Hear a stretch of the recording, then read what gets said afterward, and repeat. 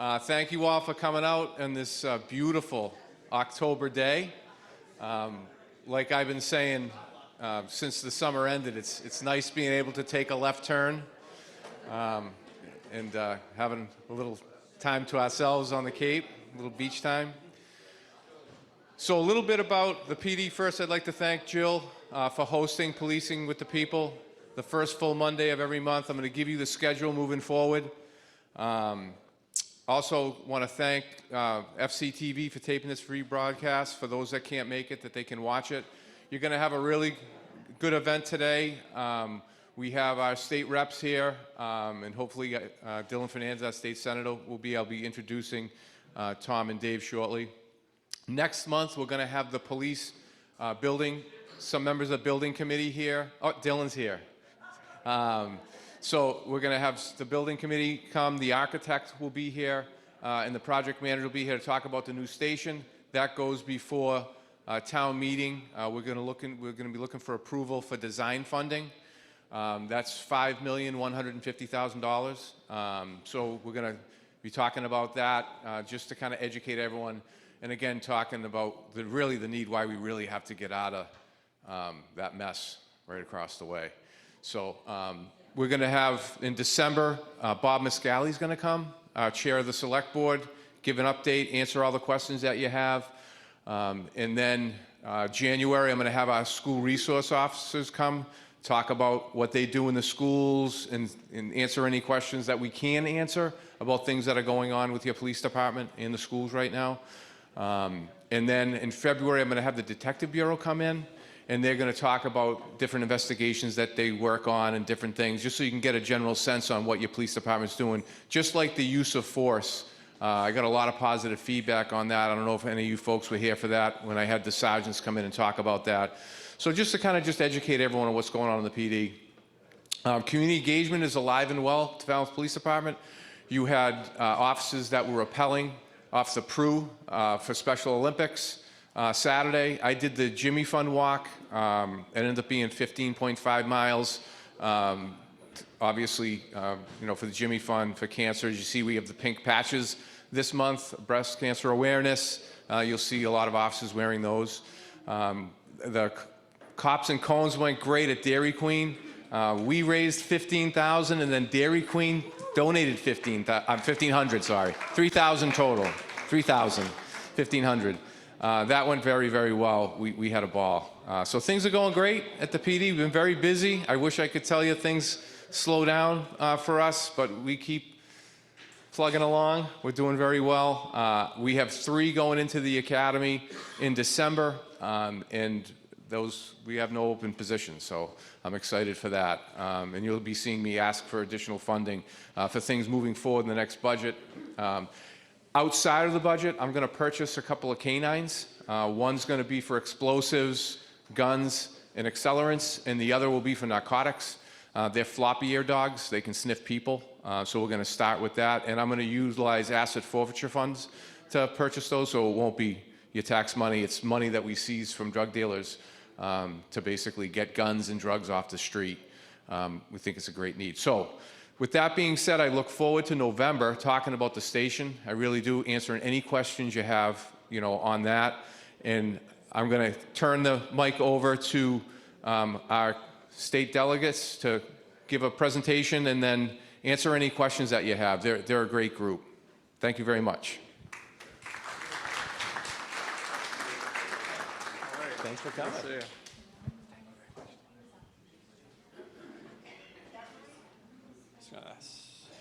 Should we stand? Or you just sit against the table? Yeah. Nicer. Good morning. How's How's everyone doing? Good. I think, can everyone hear me okay? You guys get an echo at all? No, just me? That's because well, I'm Dylan Fernandes. I think and I'm joined by Thomas Moakley, David Vieira, your representatives. We would like, I think, to keep things relatively informal so that you guys have opportunities to ask questions to us. So I think what we'll do is we'll each give a little introduction and then open it up to you. And and have this really be an engaging open forum for everyone here. So I'm Dylan Fernandes. I'm the state senator for Falmouth. I used to be the state representative, but now you have even better representation in Thomas Moakley.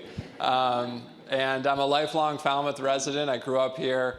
I lived down the street, and went to Falmouth High School, went to Falmouth Public Schools for most of my life. Brief stint at Falmouth Academy for a couple of years as well. But local guy, family came here 4 generations ago as strawberry farmers in East Falmouth from the Azores. And we were just at opening of Falmouth Patch here, which got a significant amount of state funding to support farming here in Falmouth to keep that going, even though that's been something we've sadly been losing over time, but we're building it back up. So I'm honored to be appointed to this session as the chairman of the committee on agriculture, talking about agriculture and farming, and also fisheries, 2 really important historic industries here in our district and of course across the state of Massachusetts, and really digging into those issues this session. Also on the vice chair of the committee on the environment and working on big water quality issues that are really important to Falmouth, and you're going to see a big environmental bond bill come out this year in the legislature that both branches are going to be taken up. So that's going to be really important to support our environment, our coastal areas, and protecting our water quality, which is so vital and such a lifeline for us. A couple things that we've done, and then I'll turn it over to Thomas. Last week, the Senate passed the strongest data protection legislation in the country.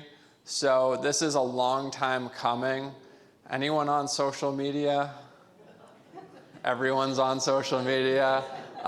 So anytime you're on your phone, companies track you, they take your data, they use you, and then they sell that to other companies so that you get highly targeted advertisements. And I'm sure everyone experienced that. Even when you're just talking with your friends about something and then somehow it pops up an advertisement for that thing you were talking about. The amount of data these companies have on you is astounding. The way they use that to then make money off of you is really profound, and that's something we've really tried to rein in on the Senate side, and the House is going to be taking this up on the tightest data protections in the country. And then there's just advertising's one thing, but what if now everyone has health data on their wrists.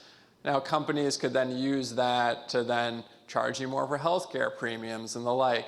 So really narrowing the amount of data that companies are able to collect on you and what that can be used for is something we've tackled. And one other piece of legislation, and then I don't want to take up all the time, is around cell phone ban in schools that we took up. This kind of more of also in that kind of internet tracking vein. We know that, and Falmouth has been a leader on this.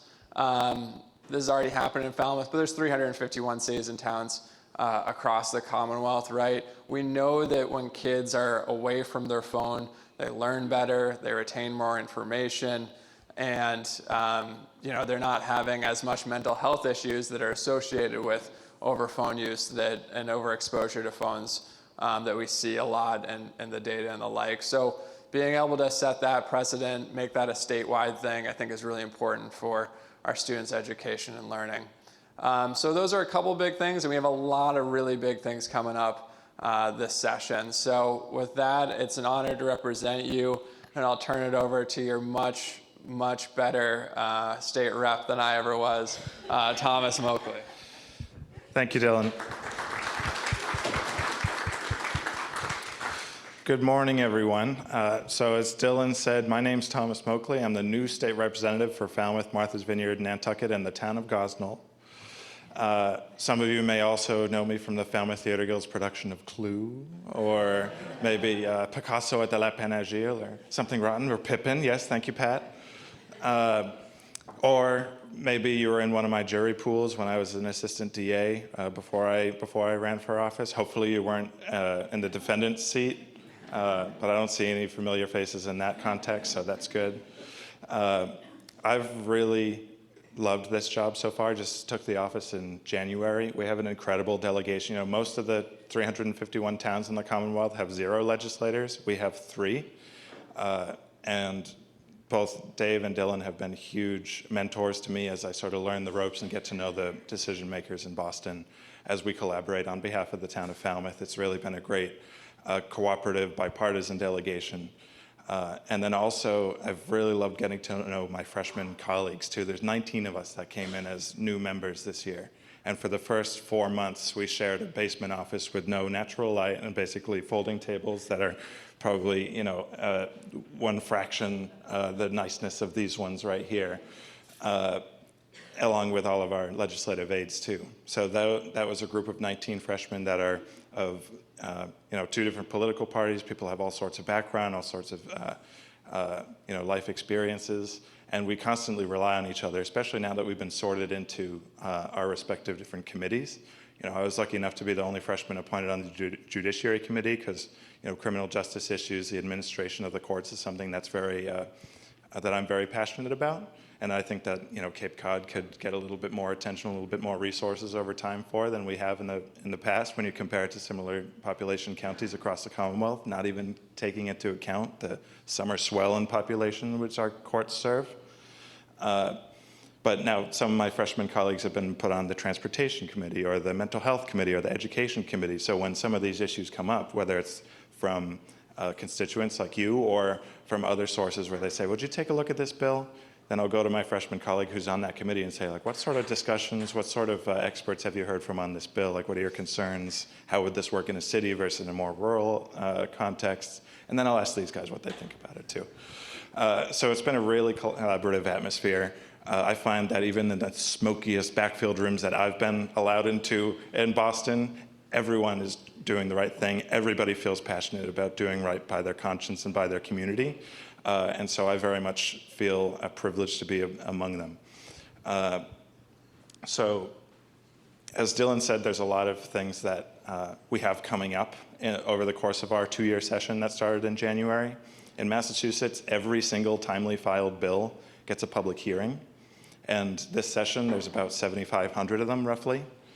And that means every single one of those bills is getting a chance to be heard at the State House with public input for anybody who may be in favor, who may be against. And there's members of those committees that are hearing every single one of those bits of testimony as well. I'm currently on 5 committees. I mentioned one of them. I'm on 4 other ones as well. So I've spent a lot of time in Boston, as well as a lot of time on the islands, getting to know you know, my constituents out on Nantucket and Martha's Vineyard. So very, very excited to do this work. Very lucky to have this team with me representing Falmouth, and looking forward to answering some of your questions today. Oh, I'll add one little thing, which is one thing that's become abundantly clear to me since I started this job is how much of the work is kind of outside of the legislative process. You know, constantly we're being contacted by constituents who need help, whether it's navigating some of the government services at the state level, such as like unemployment checks, or it's something that's like extremely specific that I've never done before. Like, you know, my Navy discharge papers got destroyed in a flood. Can you help me get a replacement copy? It's like, I don't know how to do that, but we're gonna figure it out and we're gonna get it done. You know, little things like that come up every day. That's a big part of the job because, you know, we are the faces of our state government and our communities. And that means that's our responsibility to help people navigate that. So if there's ever anything state government related, if you don't know what level of government it's at, please reach out to us because you know, that's something that we can help to make sure that, you know, you're talking to the right people, people get back to you in a timely way. And that's a lot of the really rewarding part of the job too. So thank you for hosting us today. Jill and the Senior Center, everybody here. I see Deb and some other folks volunteering with the food. So thank you guys for being here. So I'm Dave Vieira. I'm from T-Ticket. For those of you that are not in my state rep district, I'm your town moderator as well. That was my first political position 27 years ago this November. So I've got to get through this meeting, and I'll be the youngest in the history of Falmouth and the longest serving. I'll beat Milford Lawrence from the 1920s. Haven't served that long in the legislature, though. But I'm of the other political party. I'm a Republican. This term, I serve as the third assistant minority leader in the House of Representatives. Many folks asked when Dylan ran for the Senate, and before that, when Sue Moran ran, why didn't you run for the Senate? When are you going to run for the Senate? I said, well, I don't know if I'm going to run for the Senate at some point. But when there's an opportunity to move up in the House and to move up in leadership, you don't leave and then come back when an opportunity arises. And so this year we had 2 retirements in our caucus, and we had contested leadership races, and I was able to make the position of the third assistant minority leader. But with that came an interesting committee assignment, and it harkens back to a little bit of what Thomas said about those rooms he was in, and everybody that was out in those rooms was doing the right thing. And that's what the vast, vast majority of our colleagues do. But when they don't, we have the ethics committee. And so I am the minority representative on the ethics committee. And if you watch the newspapers, there's a couple of members that are dealing with ethics issues, and we're pending investigations when the normal court situation ends with their particular bad choices, potentially, that they made. I'll say potentially because they have due process, and then we'll review that in the ethics committee. Dylan mentioned about this bill that the Senate took on, that it was comprehensive data privacy and then zeroed in on the cell phone piece. That's my bill, along with Lipper Garabedian. We have a bipartisan Democrat-Republican. I gave a speech last term on the floor of the House about privacy being a fundamental human right.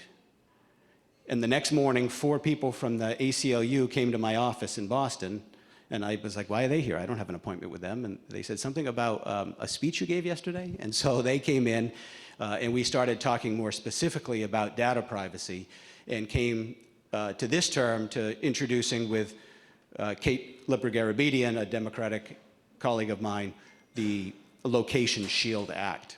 And what we did in the House, the Senate didn't take it up last year, but they took up the bill, the larger bill this year. What we did in the House is we said that there are these areas for data privacy, and it became a highly charged political issue because the data privacy was only within a few miles of abortion clinics and transgender healthcare facilities. And so the conversations that I had with my with Republican colleagues, we were split, and some of the Democrats were against it as well, as that bill was coming out of a committee in the morning for a 1 o'clock in the afternoon vote. We caucused at 11, and about half of the Republicans were going to vote yes, and half were going to vote no. And so I asked them, what about data privacy? Take out the 2 locations that the Democratic leadership put in the bill, but what about data privacy are you against? Well, no, that's a good idea, but okay. So we shouldn't target certain areas, and I believe you're correct in that. It should be data privacy from border to border within the Commonwealth if you have a cell phone, right? And so as we left morning caucus and went to the floor, there were 3 individuals, 2 Republicans and 1 Democrat that I still had, I was talking to, that were going to vote against the bill. I got up, I gave the talk, gave the speech. Lipper Garabedian gave her speech. A few other members of the majority gave a speech. And at the end of my speech, I said, this is the first step. I'm asking my colleagues, vote for this because we will come back and make it whole. But let's not be against the concept, right? And it was a unanimous vote in the House. We then came back and met with ACLU and said, we did a disservice on the House bill, probably why the Senate didn't take action on it, because if you say only these areas, 2 or 3 mile radius, the data is private, a 12-year-old kid can create an algorithm on an app and figure out, based on your Google searches and other things that you've done, posts that you've made on Facebook, why you may have gone into this 2-mile radius and just were there for an hour and a half, right? So what we did is we actually targeted individuals that we were trying to protect. But by doing data privacy in the entire Commonwealth, we protect all of those whether you're citizens or residents or visitors, that are in the Commonwealth with one of those devices. Anybody here not have a cell phone? Every single one of you do. So when we leave here today, if a company wants to, they can actually go and purchase some information about the fact that you were with the three of us today. So if you start getting emails to call your legislator, I'm serious. You may get some emails today or tomorrow about calling and contacting your legislator about an issue. And it could be because they know that you spent an hour in this location with three legislators. That's the level of detail that this data is being bought and sold on the open market. There's millions and millions of dollars in the data. And so that's one of my lead bills for this session. I'll mention one real quick that deals here with an incident in Falmouth a few years ago. Kiana Page Barrows in North Falmouth was murdered by an ex-boyfriend who the family thought had a restraining order, but the restraining order was never served. Not by the Falmouth police. The young man lived off Cape. It was another department. But the family never knew that. They didn't know it wasn't served, and then it lapsed. It was a temporary order for 10 days. You have to go back to the court and get it again. They didn't realize that. And one of the things that Robbie and April, Kiana's parents, said is if we had known that the order hadn't been served, people say it's just a piece of paper, but if we had known it wasn't served, we could have made other choices to protect our daughter. Like maybe she wouldn't be at home alone like she was the day that the young man came to North Falmouth and shot her twice in the head. Robbie came up to the State House for one of these public hearings that we mentioned and spoke passionately about why we need to create a communication back to victims and their families so that they know the status of the service of those particular orders. That bill made it out of committee in the last term, and it got to Ways and Means in the House, and it didn't make it to the floor for a vote, so we're hoping to bring it out again this session. We call it Kiana's Law, and it basically says that the police have to tell you if it's been served or not. If it lapses, they have to tell you that so that you know to go back to the court and get a reorder or an issue. You can make personal plans for your own safety. It also says that we should be putting a flag in the CGIS system, which all the police officers have in cars all over the state. Every local police department and the state police have a system that if you get pulled over on the side of the road, it tells you if there's a warrant out. It might say that there's a restraining order, but it doesn't tell you if it's ever been served, right? And so in this case, if someone's driving and gets pulled over, every police officer could potentially render service of the order upon the interaction with the individual. And the last part is for us to do a comprehensive review of all the departments to see how many of them have victim witness advocates on staff or are working collaboratively. I know our district attorney's office and our sheriff's office also have victim witness advocates that can help local PDs. But we want to get a sense of that, because if we're going to say that you have to communicate more frequently, where's the manpower, the staffing power to do that, right? And so we'll try to figure out, do we have victim witness advocates in the majority or half or less than half, and how do we make sure that if we put this requirement on the local law enforcement, that we can support them to be able to render those services. So those are two of my priorities this session. There's a bunch of other stuff we're working on, but really trying to get Kiana's Law passed in this session and get the data privacy from the Senate and make it comprehensive in the House, and bring it to fruition before the end of the term. And then we want to do, just open up, I think, right? So because it's FCTV, just raise your hand. We'll bring a microphone to you, okay? And if you guys want, there's actually free microphones, or you can share that one. Getting ready to fall over.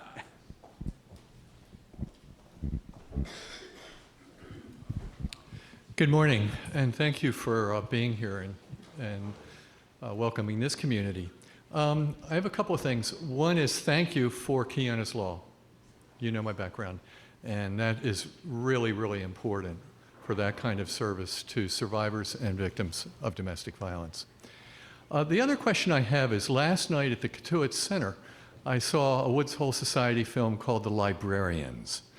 And it was about how librarians are being prosecuted in some states in this country, or otherwise books are being banned. This is book banning week, I believe, in the library system. Are there any bills that have been proposed, that have been adopted, or otherwise would affect our public libraries or librarians? Thank you. Yeah, there actually is. We were just trying to see if we could remember the number out of the 7,500 bills. We're not sure, but Senator Sear, who represents the rest of Cape Cod and the islands, has a bill, and there's a House version as well that does do the protection for that. There's a process for communities to choose what books are going to go in and what books are not going to go into a library, and it's done through the boards of trustees, and you have elected library trustees that oversee that process. And so the bill looks at protecting those rights.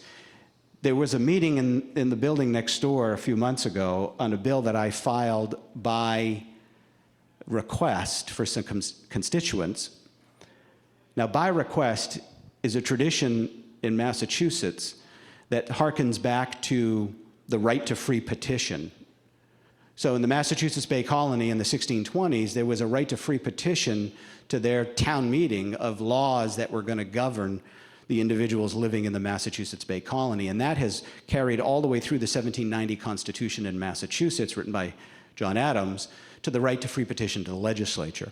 And so these individuals came to me with this idea of removing an exemption for librarians and school teachers to be prosecuted criminally for the content of materials that they might be providing to young people, right?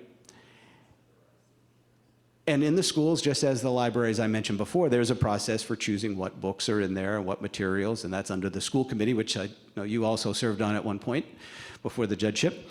And so that is in there, and what the protection is, it says, if you're a teacher or a librarian, you're not the one making that choice. There's folks that are making the choice of what's going to be in that curriculum, and your job is to teach it. And so if you have a problem with what's being taught, you need to go to the decision-making power. And so the hold harmless is so that the staff person doing the job that they're told to do is not being pulled into the political questions that the leadership should be making.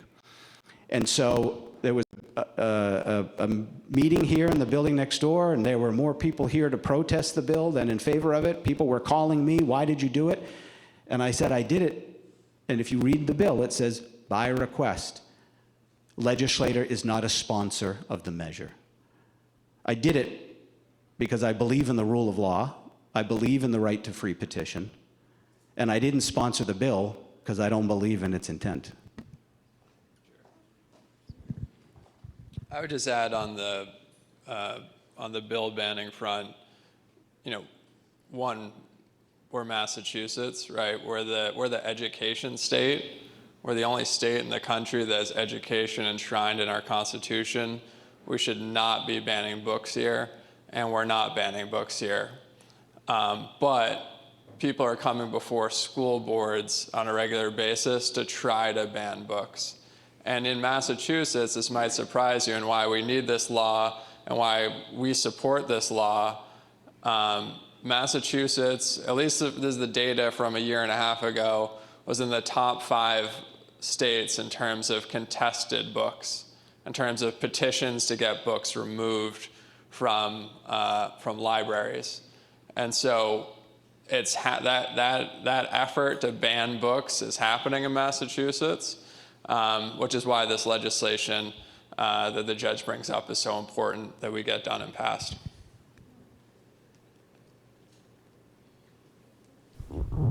More questions?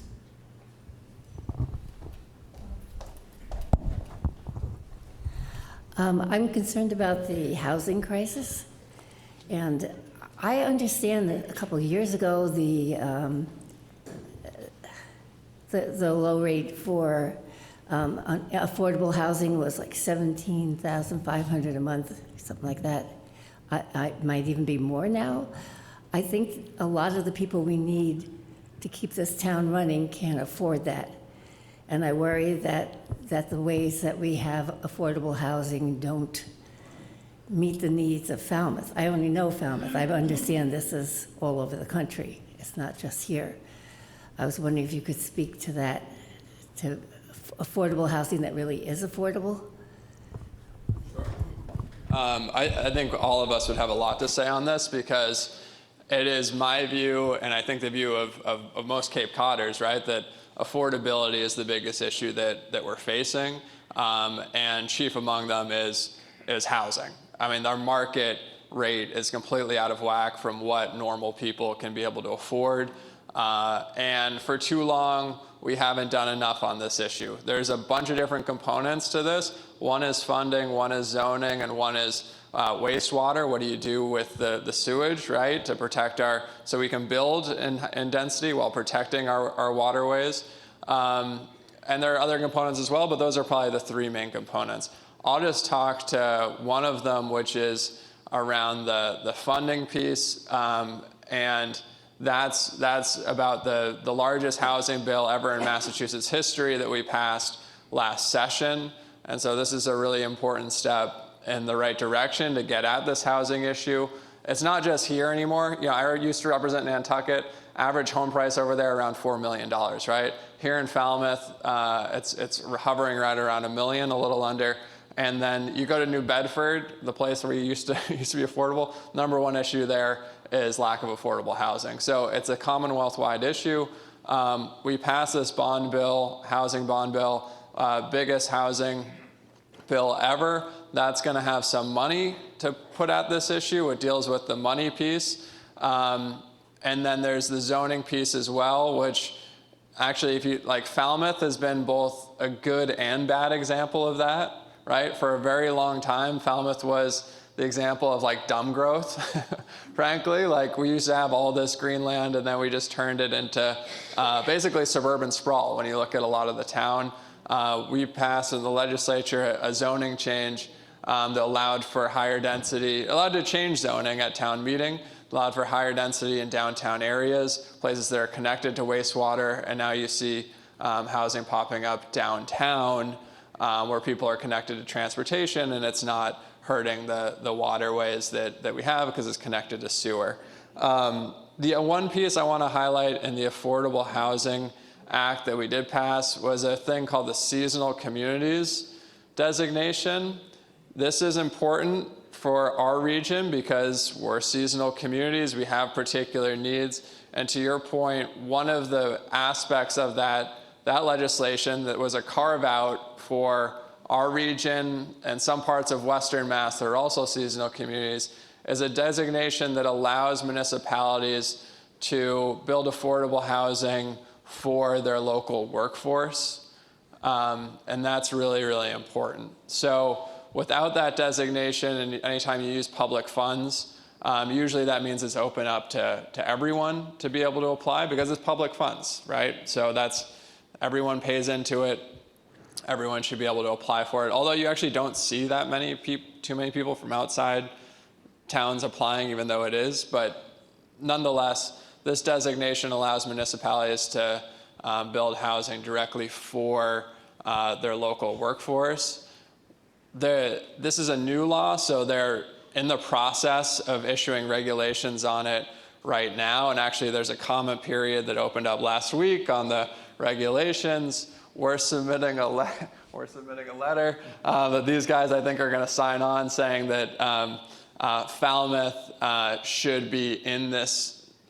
There should be a pathway by the end of the year that they create for Falmouth to join as a seasonal community should the select board, town meeting members want that. But I think it'd be a really strong thing to help the town support affordable housing in a meaningful way. And I want to turn over to these guys. This is really, I think, the most important issue we're facing in terms of the sustainability aspect.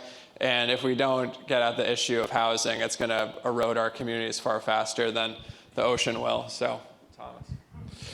Yeah, Dylan gave a great overview about some of the things that are sort of ongoing in the process. So if you sort of imagine it like there's the policy side and there's the funding side. Policies enable towns to do a lot of work on their own, especially if and when Falmouth is to become a seasonal community, as most of my other towns on the Vineyard Nantucket are more or less automatically. That will expand, say for instance, there's already a threshold or a maximum threshold for residential property tax rate exemption that towns can lower or raise based on decisions of the select board and town meeting.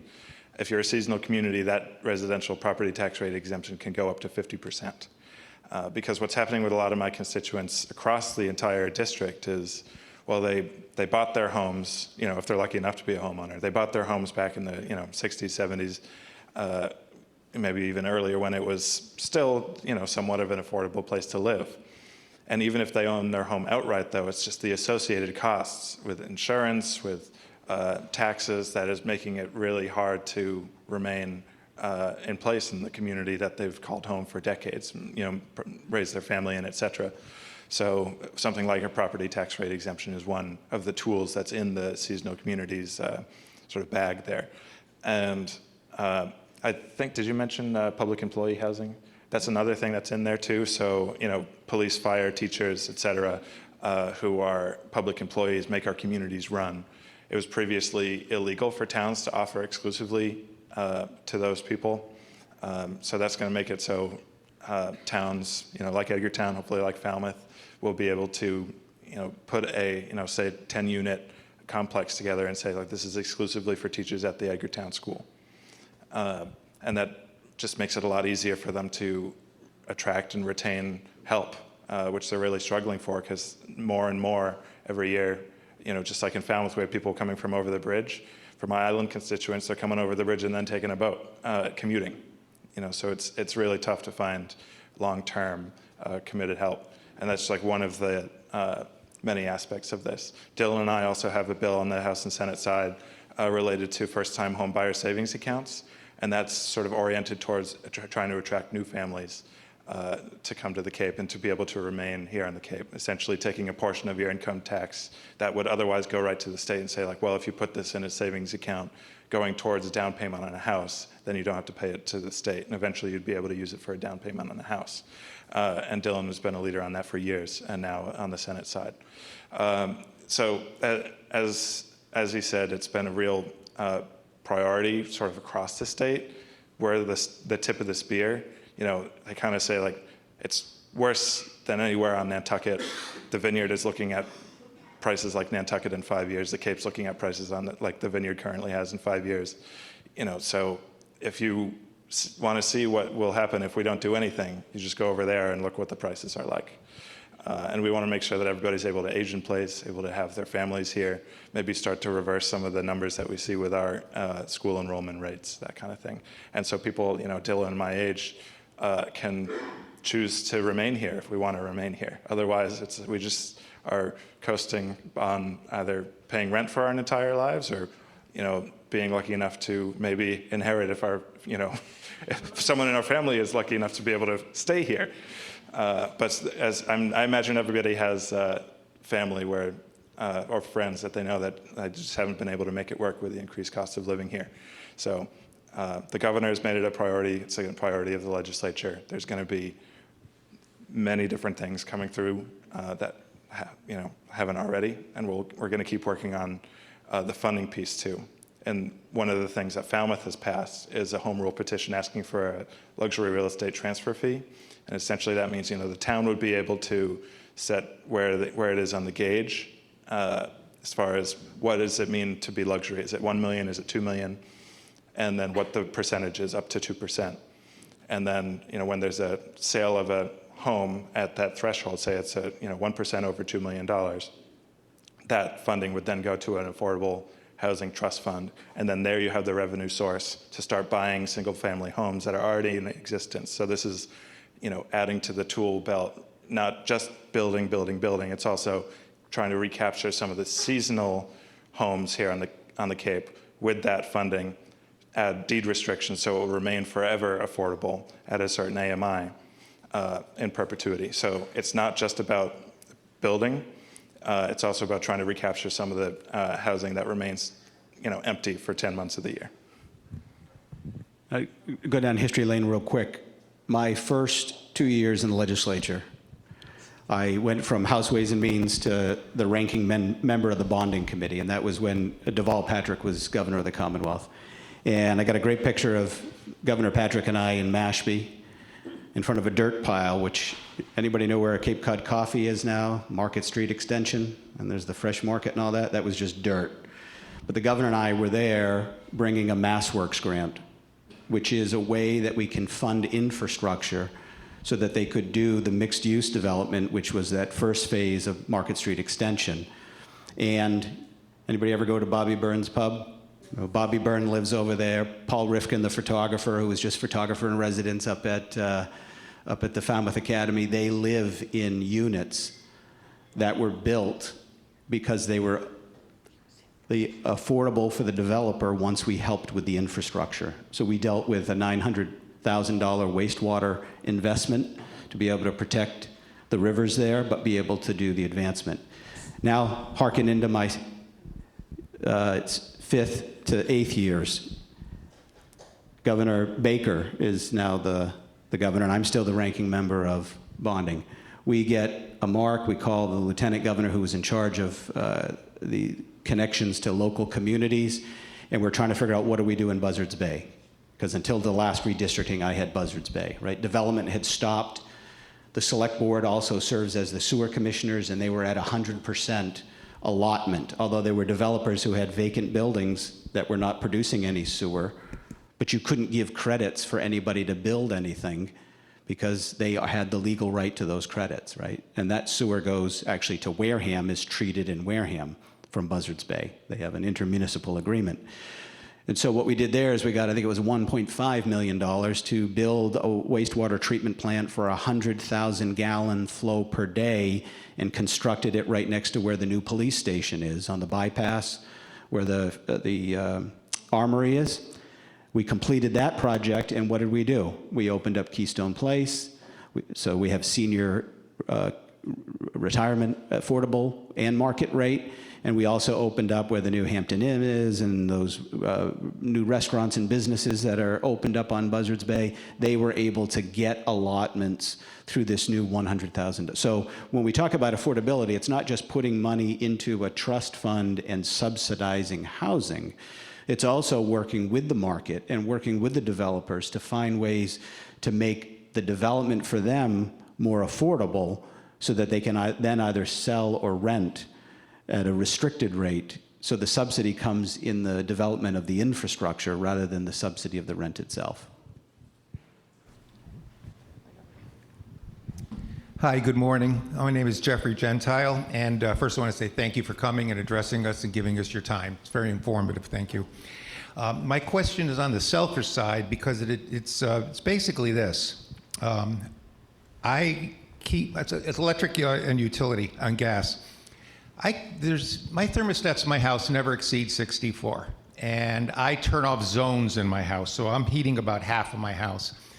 I have electric bills exceeding $500, and I also have gas bills exceeding $600 per month during the cold season. And I know that it's going to keep increasing.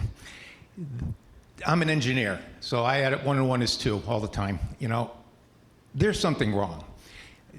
Our bills should not be that high, and I don't expect that you guys are actually directly doing anything about it. I just want to ask you from direction. A 10% cut, like I think they were offering us for a little while, for a few months or whatever, 10% is nothing. We need a drastic cut in utilities. There's something wrong with the money we're spending, and it keeps going up. So my question to you is, I want to know your personal opinions of why our utility bills are so high, and what you think the realistic outlook is for something that actually can happen, because it doesn't even look like they're leveling off. It keeps going up. So if I'm wrong at all, please tell me. But I would love your opinion. Thank you. You're definitely not wrong at all, and with your background, you probably have a lot better understanding about the complexities of the systems than I do. But one thing I do know is that there's going to be real benefit to us in the long run and diversification of our energy sources, and that means about continuing to support small residential solar, offshore wind projects, battery storage technology as it progresses, because I think the vast majority of Massachusetts energy is reliant on natural gas, which comes down pipelines through Canada. So a lot of federal policies related to transmission across international borders is having ripple effects on us. earlier in this year, in the spring, March and April timeframe, everybody got hit with those bills that were significantly higher than the ones that came the month before. And the legislature, the governor, immediately took action to put pressure on DPU to figure out exactly why that happened, why those rates were approved, and to try to prevent it from happening again in the future. And as a sort of stopgap measure, we included some funding for, I think it was $250 on the gas side, $250 on the energy side rebates for the next month, just to at least try to flatten the curve a little bit until more long-term changes is enacted there. It's something that is a constant conversation on the legislature about essentially how much do we want to get involved on a statutory basis. The Attorney General has also started to level some legal actions with some of the utilities as well, upgrading some of the utility infrastructure with our metering, I think, is going to also make a difference as well.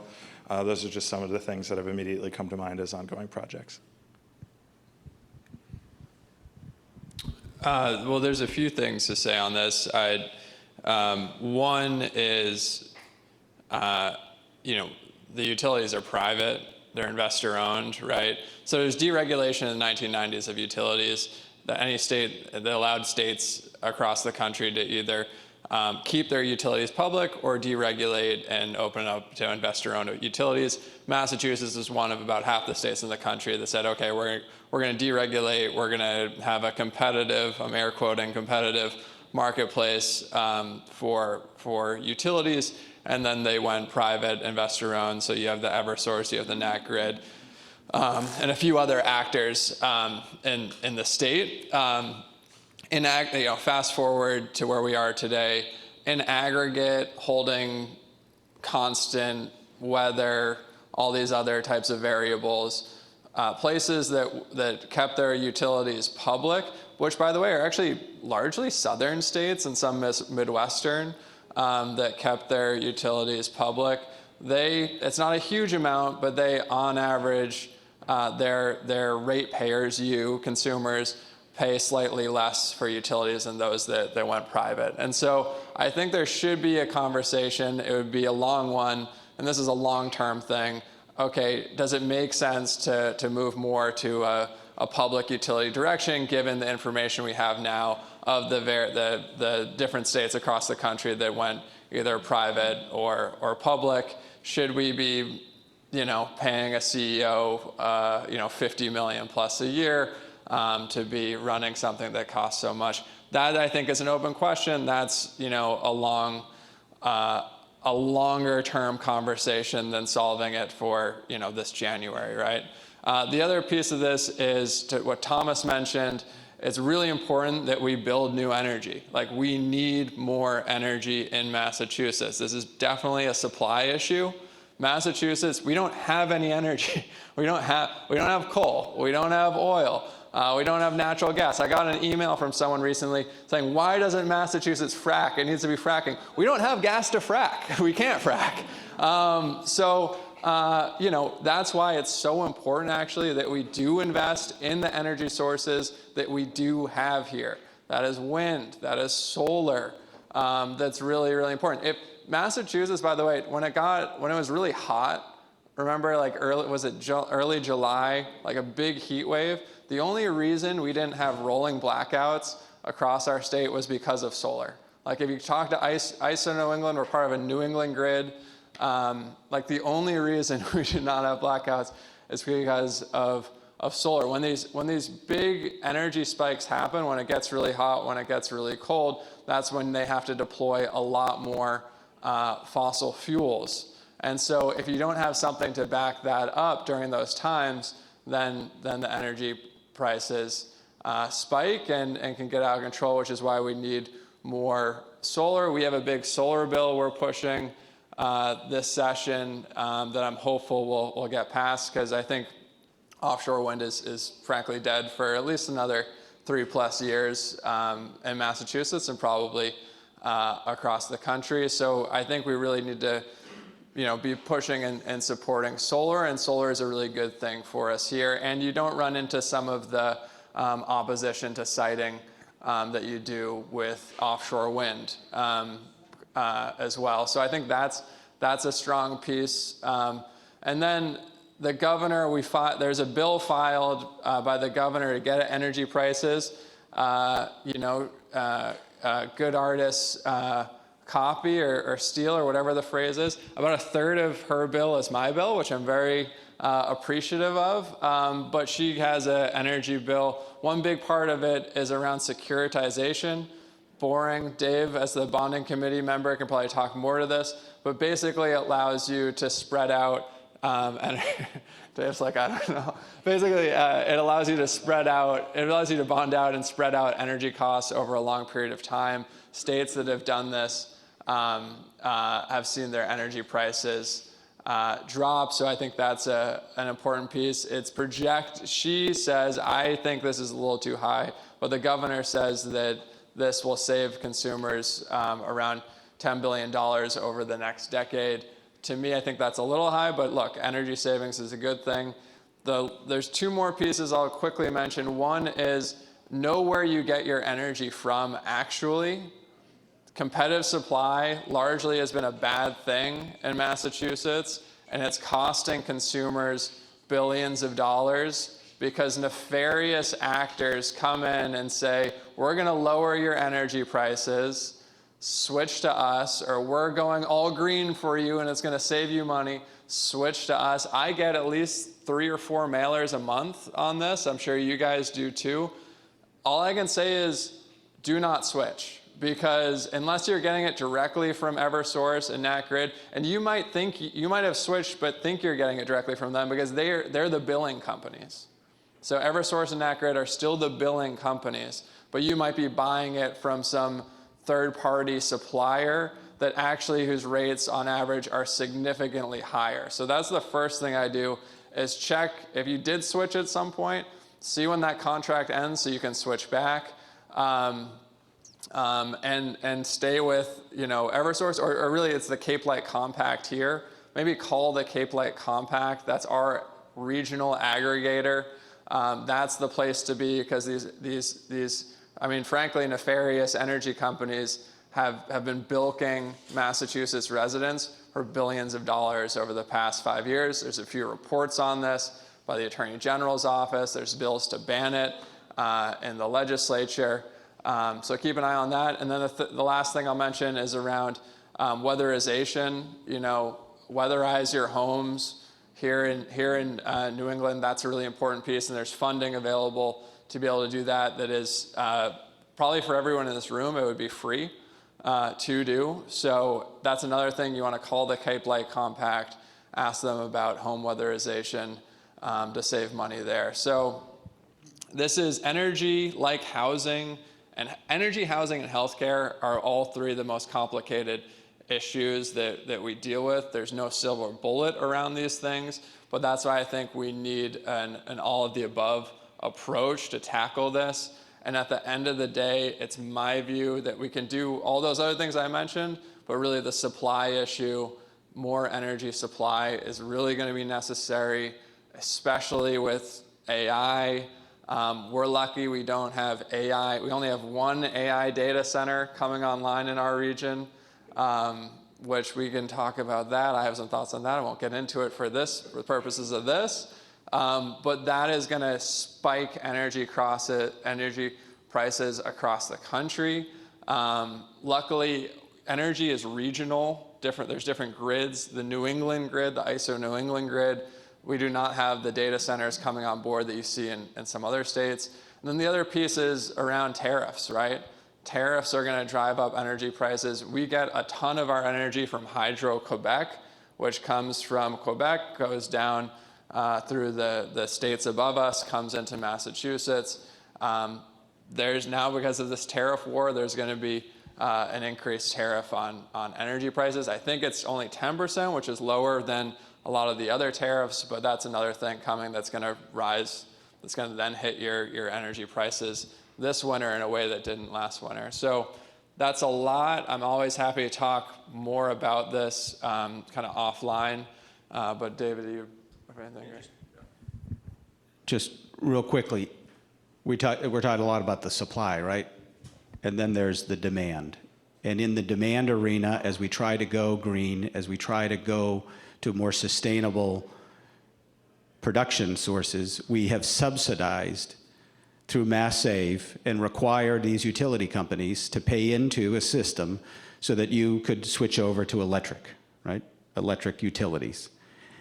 I have constantly individuals who have gone through that process and have worked to make those transitions that have come to me and said, look at the quotes that we got to come in and make this transition. This is like, it seems to be way off. And so we had some sit downs with folks with Mass Save and from the county.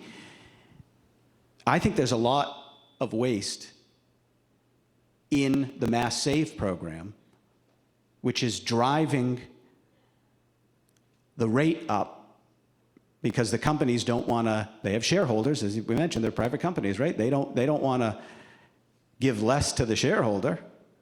So they're driving the rate to take this inefficiency in these programs to transfer. Now, I think we do need to look at diversifying. I voted against that last bill because I thought the targets were too aggressive. I've seen too much waste. We had some conversations during the committee process and about whether or not we needed to target the waste and abuse in the program, and nobody wanted to touch that, right? And so if we're telling everybody go to electric, we're going to increase demand, but what does it cost to go to electric? When you get 3 bids and you find the lowest bidder is not approved to come and do the work through Mass Save, why? Why couldn't you get the same quality work at a lower rate, which you then charge Eversource less to subsidize the transition, right?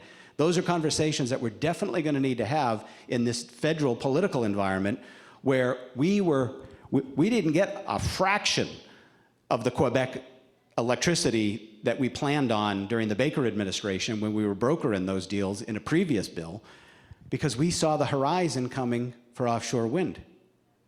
Well, we ain't doing that right now, right? So now what we thought was going to be the supply from these offshore projects, Branton Point, right? We shut down the natural gas there, and that was going to be the landing point for all the lines, and here we come with Vineyard Wind. And what are we going to do between now and the development of those offshore wind productions? Because they're on hold. They're done right now. No more building. There's no boats out there building anything, which means we're not seeing a foreseeable future of that electricity. How are we going to take what we had as plans 5 and 10 years ago and meet that demand while we're telling all you, switch over and use more electric?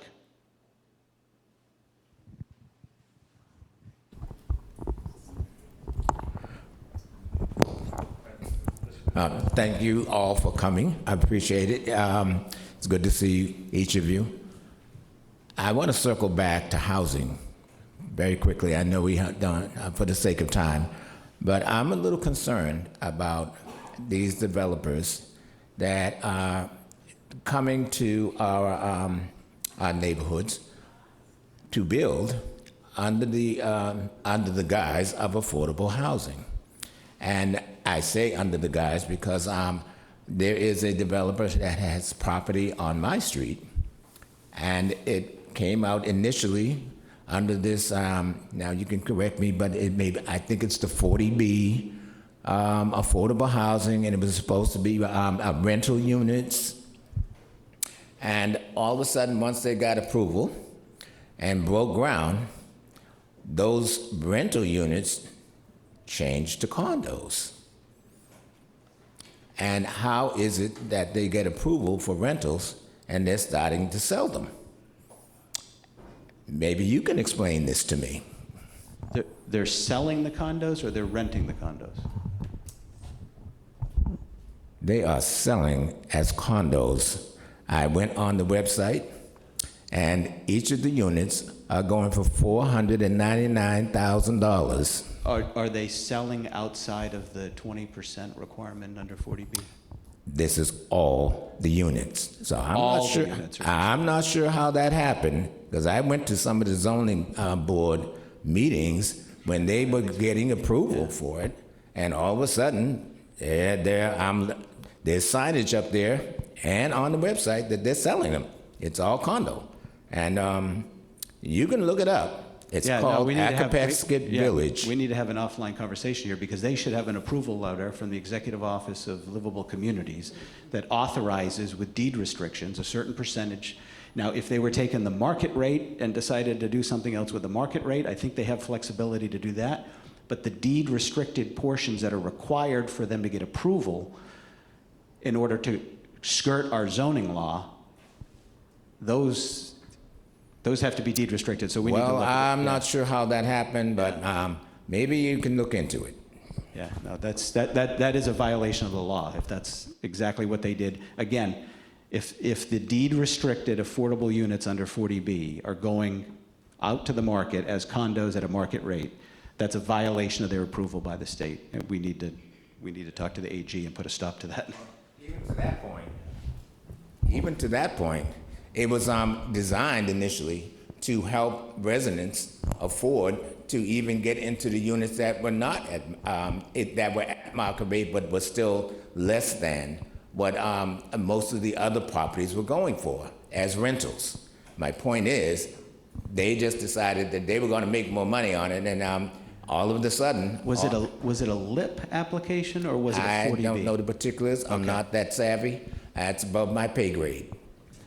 Yeah, no, we'll look into it, because if the facts stand on the basis of the first part of this, it's a violation of law. If it's a LIP application, there's a whole other set of regulations. They may have been negotiating with the town to keep some of them lower than the market rate, but they're not locked in because they're not using the full exemption of the 40B. There's a LIP application process that is a negotiation between the developer and the community. And so I got to check and see if it's a straight traditional 40B or is it a LIP application. To that end, I just want to thank the Senior Center for having us here today, but make sure that you all know how to get in contact with us for any of these individual issues that come up or any other remaining questions that you may have. You can go to malegislature.gov, malegislature.gov. That way you can put in your street address and figure out which between Dave and I as your rep, your senator is Dylan, no matter what. And please reach out to us. And my phone number is easy to remember. The original exchange, 548-VOTE. Thank you. Thank you for coming. I don't have a landline. They need one last question because they need to wrap up. Could you take one more question? And I remember you when you represented Martha's Vineyard, not as a senator, but as a representative, and came out. And I want to, first of all, thank all of you for your service. But my question has to do with the cost of electricity. And the fact that I was on the board of both Cape Light Contact and the Cape Vineyard Electric Cooperative on Martha's Vineyard. I then moved to the mainland here, and I'm thrilled to be a resident here. But my question is, again, concerns the fact that, my mind is going, I'm sorry.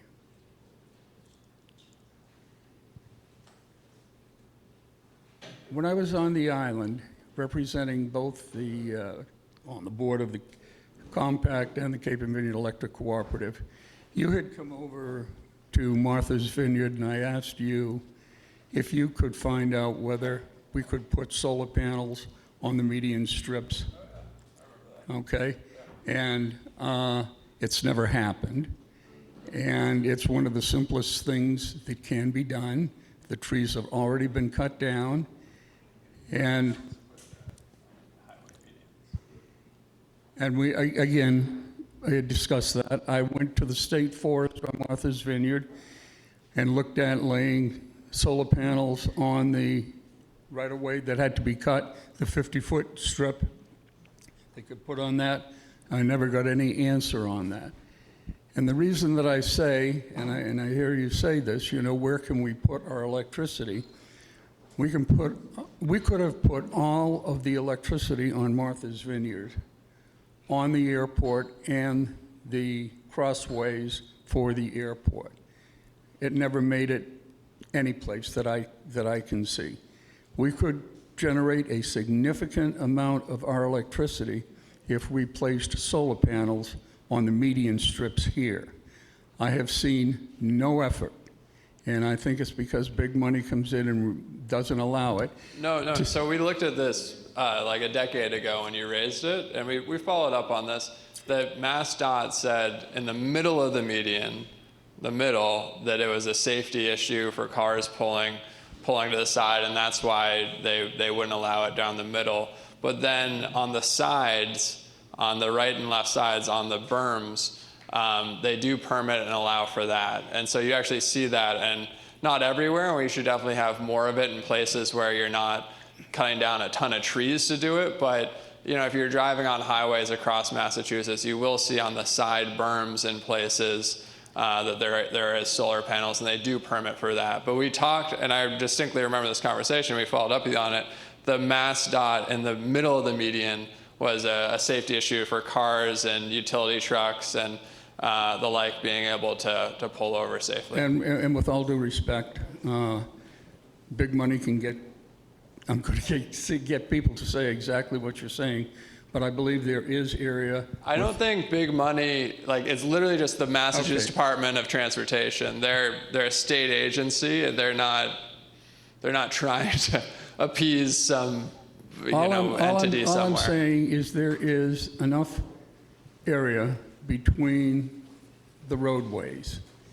There is enough area on the fire lanes in Martha's Vineyard at the airport and other airports. They put solar panels in Hyannis in the airports. There's places that we can go and put it in there. I just urge you to think about that, because I hear you all talking, well, where are we going to go? There is plenty of area where you can put this in, and it can be done affordably. So I would just respectfully ask that you maybe reopen that. No, thank you. And we did pass legislation last session on car parks. So, car parks, great place, already paved over, right? And so there's now funding and grants available. And you see actually some in Falmouth that are popping up to be able to allow solar and car parks for cars to park under and solar to be on top, but a very kind of similar concept that you're right, we need to figure out ways to deploy more where we're not cutting down trees. Okay. I have to run to Plymouth, but thank you guys so much for having us, and thank you to the Senior Center for their effort.